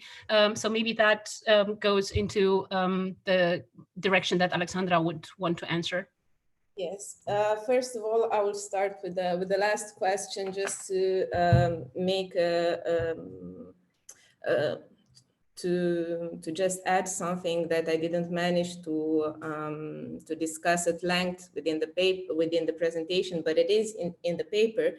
I also showed that the specific, let's say, political environment during the first decades after 1989 was rather conservative with respect to gender and women's rights in general. And exactly as you were saying, this ways of going out in the mainstream press with a specific kind of discourse might be seen exactly as acts of courage, let's say, considering the specific political environment. But this is something that I also developed within the paper more at length. Some scholars even argued that that's why also a certain kind of feminism, which was the liberal one, was the most probable to be slightly accepted within the wider public environment. So I discuss this specifically. But also, I wanted to make a comment about this idea of common experiences and of commonality. It was also this fear of not being accepted and the fear of fragmentation that characterizes not only the feminist movements, but in general, the feminist movements at the left. And this has been used also as a tool, as a modern colonial tool, actually to, let's say, keep the fragmentation and hide the multiplicity of movements, struggles, and oppressions. So this is why I also thought it's important to go beyond this. And what the colonial feminism is showing, and this special edition that is amazing on the legacy of Maria Lugones in 2020 in the critical race study, is really amazing, because what it shows is that we shouldn't be scared of conflicts. We shouldn't be scared of rejection. We shouldn't be scared when things are not working. We should just try to cross. And she's explaining that even if liminal spaces are not revolutionary in itself, just the fact that we occupy different marginalized and oppressed positions, we might have something there that would make us go towards each other, not that would produce the change and that would contribute to create deep coalitions and revolutionize everything initially, but would propel us to go towards each other and explore each other's differences in terms of oppressions and positionalities. And it wasn't easy for me to go in this direction and to explore these things either. And what I also show in the paper more at length than I managed to show in the presentation is the process of encounters and crossings that happened after 2010 between various feminist activists, various groups, and how they managed to exchange, to organize together or not in various occasions, and how there was a process of knowledge transfer, also maybe in theoretical, but also in practical terms, in terms of forms of organizations and doing things. So that was something that I'm explaining much more within the paper. So the point was not, it was not to demonize necessarily the way the feminist movement developed initially, but to show why and how it developed in this way and what were actually in the end the consequences and what's happening now. In terms of new processes of erasure, also something that I developed more in the paper, and the things that comes to my mind right now, but I guess there will be more things to say, but I would need to reflect much more on this. But the first thing that comes into my mind is the desire of to master and to become good at good practices, to become the good colonial feminism, exactly what the colonial feminists are drawing attention towards this problematic. To be the good intersectional feminist, to be the good decolonial feminism, to integrate everything and to pay attention to everyone. And to, so this would be the problem, because it might contribute to create, again, this kind of plural but gated communities where we add, it's a kind of additive pluriversality, but within the same hegemonic logic. So I think this desire of mastery might be something that might produce other erasures, because it won't leave the possibility open for continuous crossings and renewals in terms of oppressions that might change over time with the political situation, but also with the various geopolitical moves today. And The second thing that I want to say, but it's also changing today, I think it's in the process of changing, is for, let's say, that the feminism to still remain somehow elitist in its form of activism, even though there is more and more connection with grassroots and local communities. And it was very interesting to see the bridge with the housing movement of various activists, for example. Or another very interesting example that I developed more, the collaboration between Romnia, for example, and Carmen Gheorghe with Andrea Braga from Filia. This is where I explored this dimension of encounters and of sometimes, happy encounters in this sense of exchanging and traveling towards other worlds. So they organized this initial project. It was a pilot project in Valea Seacă, where they were dealing with violence against women, also in Roma communities and non-Roma. And from there, they developed a kind of collaboration that was close to, let's say, more grassroots women, and that addressed to women other than the educated, let's say, middle-class activists. I don't want to use a bit this cliche, but they were going beyond this. And here it was also the issue of politicizing the economic that was not initially, they were not at ease with this. For example, one of the questions I remember within an interview that we discussed, it was when they arrived in Valea Seacă and they encountered the case of a woman that didn't have identity card. They asked, are we doing this? Are we doing this as feminists? In which direction our struggle is it going? And this shows a process of enlargement, let's say, maybe of a social justice visions that builds upon various elements from, let's say, a class and economic dimension, as Carmen Gheorghe was also emphasizing, talking about basic access to utilities, with other things, maybe like political representation and other stuff. So I didn't explore more recent changes and debates because my research ended up at a certain period of time, but I think it's very strong and interesting and development of the trans movement and sex workers movement and the connections and interactions with the wider queer LGBT environment and also the feminist movement.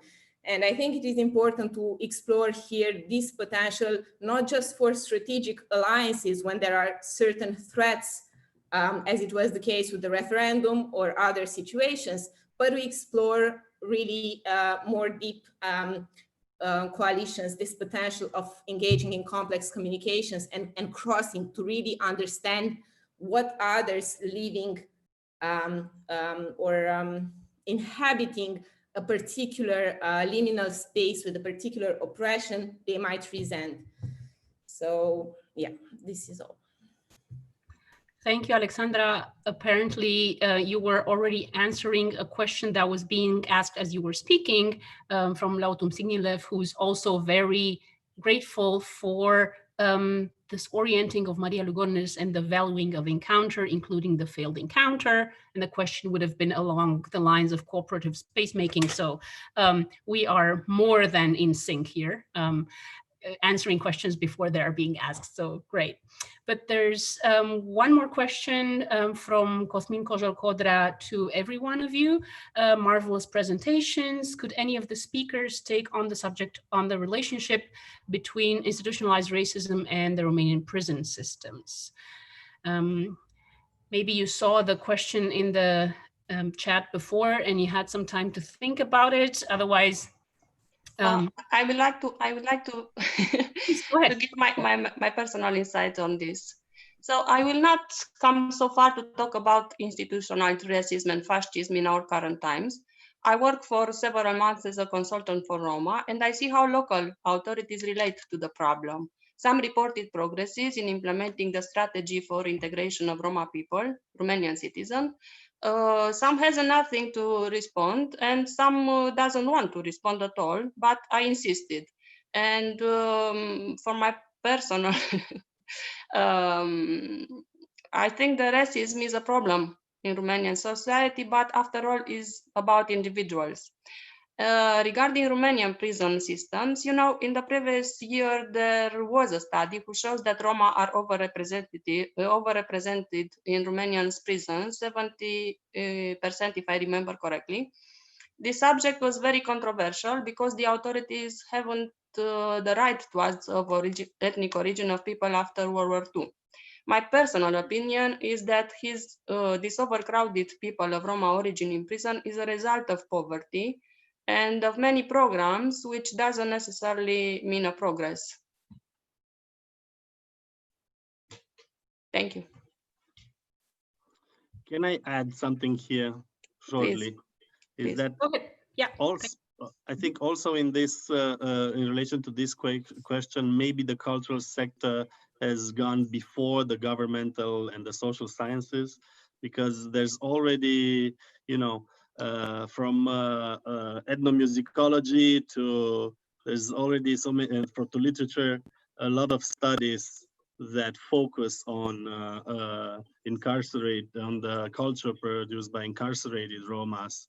And so this definitely shows how central this issue has become in the long term in the production of culture, and therefore it reflects back on the Romanian society as a whole, if this has become a central theme in Roma culture, then the majority has to take hold of this as a fact and try to undo it. So I guess the cultural sector has elements that have become aware, you know, of this. The social sciences and the governmental politics have not yet. So that's work to be done. Thank you, Ovidiu. Miruna, do you want to add anything? Well, this is definitely not my field. I don't have a lot of expertise on that. I'm just following the public debates, and I think we all experienced this whole discussion on an illegal Roma leader, Pian, who just died these days, and this became a huge element of debate. And this is in connection also with the Black Lives Matter impact on Romanian discussion, right? Because there is a tendency of criminalizing the Roma community, looking at the community from the perspective of, you know, illegal activities only. And I think we definitely need more studies in how police and the Ministry of Interior educates its employees, the policemen, to interact with Roma community in terms of, I don't know, fighting against the illegal behavior or so on, because I think there are still a lot of problems. So I would follow this element of institutionalized racism, particularly in the way policemen interact with Roma people, because we have seen public intellectuals said that there should be no Black Lives Matter discussion in Romania. We don't have this issue. So there was a total denial. Of course, the right-wing public intellectuals saying that you know, the Floyd discussion in the US has no example in Romania, and I think this denial says a lot about how we approach the subject. Yeah, thank you, Miruna. I was also thinking of the same kind of parallel, the way basically the Roma have never been seen in Romanian history as in any way the equivalent of the enslaved and the racialized in the US. It's like it didn't happen. So there's a whole kind of process of memory that was never worked through. I think this kind of work is being done right now by people like Magda Martache and Ioanida Costache and others, but it's amazing that it should be only starting to get to the public discussion. Florinela wants to add something. Go ahead, please.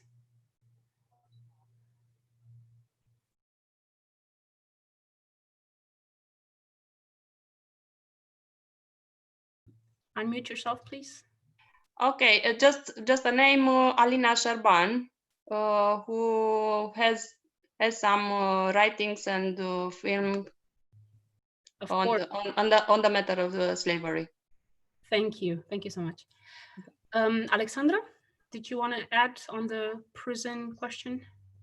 No, not necessarily. I think it has been already, let's say, more or less covered in terms of also maybe racialization of poverty, and maybe we can relate this with the similar phenomenon of prison industrial complex in the United States as well. So yes, that would be. Thank you. We have another comment from Lautum Signilev. It's a question for the entire conference. Can we collectively consider the challenge of Eve Tuck and Kei Wen Yang on the metaphorization of decolonization? I can share some text below.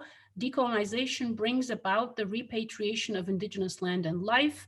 It is not a metaphor for other things we want to do to improve our societies and schools. Yes, thank you for that question. I think it opens up a whole new discussion. If we maybe keep in mind that we have 8 minutes, maybe try to tackle it and address maybe other aspects of it in the second session. We still have a session with the same topic today. So I saw Ovidio raising his hand. Yes, very shortly, just as coloniality has affected different regions of the world differently. And the same can be said about, first of all, the distinction is to be made between decolonization and decoloniality. Decolonization, of course, colonialism never ended. We still have colonized territories. And so the two issues of coloniality and colonialism are addressed by decolonization and decoloniality, and this applies differently to different social political realities. For the US and Canada First Nations, for the New Zealand Maori, for the Australian indigenous populations, for many indigenous populations of the world, the first priority, and decolonization is expressed in terms of land, of ancestral land, but for places, social political places that are affected by coloniality, then the answer of decolonization and decolonizing takes different forms, right? So it's not necessarily a metaphor, it applies differently to different realities. I think that there's a big discussion on what decolonization means when it really relates to also what Miruna was saying about mainstreaming, right? Mainstreaming post-colonialism versus mainstreaming decolonization. And of course, we should be aware of mainstreaming anything to the point that the concept becomes meaningless. And I guess this is the topic that Eve Tuck and Kei Yang are addressing, right? Like everything has to be decolonized, then what does this mean? Of course, but there is a colonial matrix out there that left unaddressed is also left undecolonized. So while decolonizing should not become a fashion and decoloniality should not be put on all posters just to attract audiences, the need to decolonize does not go away just because a term is used inflationarily. So I think it's a delicate balance there, but I'm abusing my moderator role. So maybe some of you want to add on that, or yes, Alexandra, please. Yeah, I agree, of course, with previous, the distinction that Ovidio made, and also with the tendency nowadays for decolonial theories to become maybe a bit fashionable and maybe towards encompassing a lot of critiques today regarding various issues related to social injustices and global inequalities. What I wanted to add related to the question is that despite this juridico-political decolonization, there is still the colonial domination, as you said, Manuela, that continues through this pattern of power, the coloniality of power, which reflects today within the international racial division of labor. So I think this is important to mention. And with relation to decolonial theories and decoloniality, for me, what I found very interesting, but also very difficult, was this potential of alliances. And while it is very tempting, because it is tempting, let's say, maybe fragmentation between various oppressed groups of people structurally during the history was posed several problems. I think there is this potential of crossing over and of creating more deep coalitions. And there is this potential of change theoretically, but also practically, for me, politically today. This is what, let's say, gives me hope also as an academic researcher, engaged, let's say, person and activist. But also there is this, this risk of mastering, and maybe it reflects also what you, Manuela, said about using the colonial framework as something that is fashionable.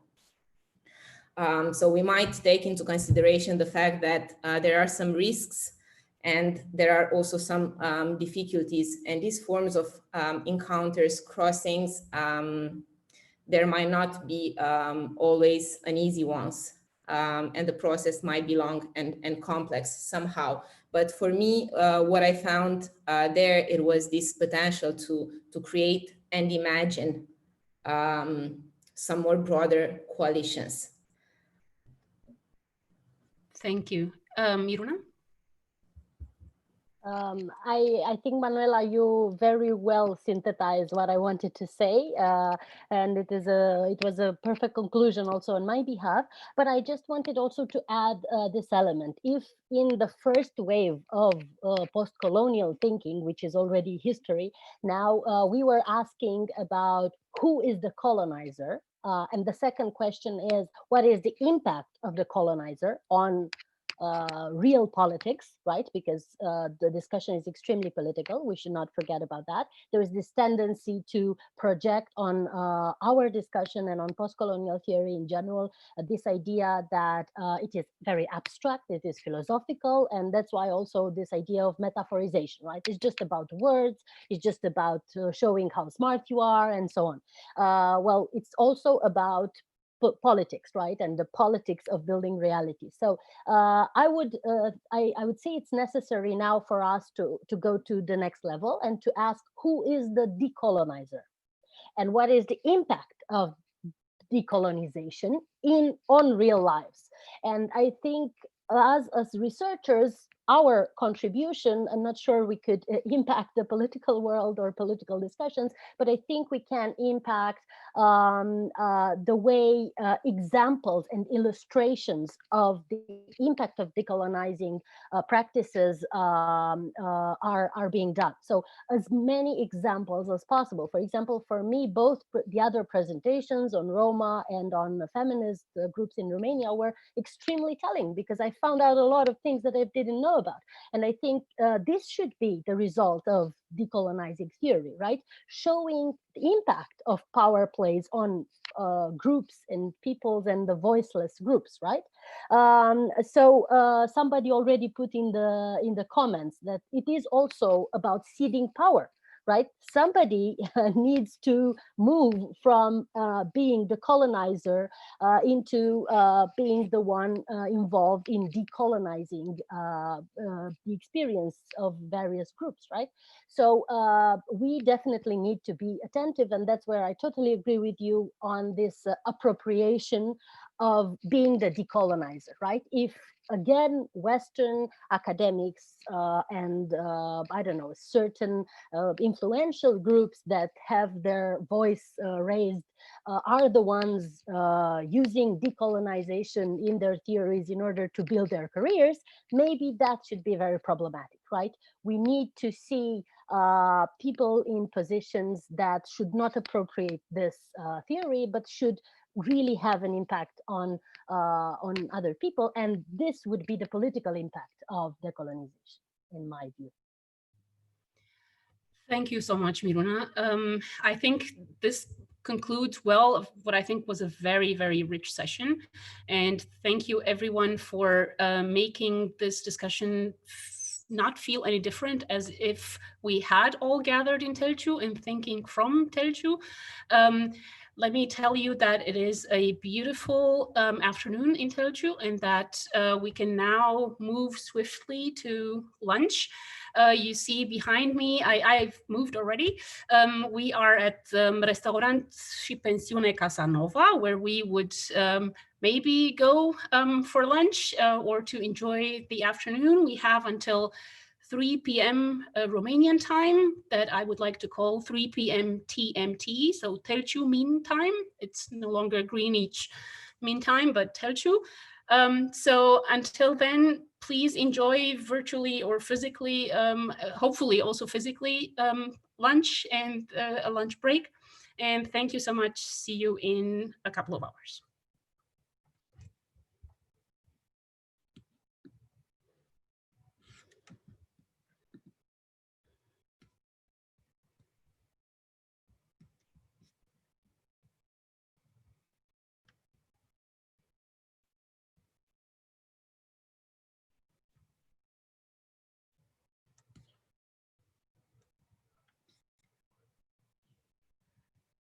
Mai avem ceva de discutat? Rămânem? E vreo chestie de... N-ai microfon, Ovidiu. Da, zic asta vreau să verific și eu, de asta am rămas. Eu cred că am Trebuie să terminat mă pregătesc. pe YouTube. Asta speram, să nu întreb pe YouTube. Croatia and Serbia. So I would say that that's where I totally... Eu cred că e gata. Emil?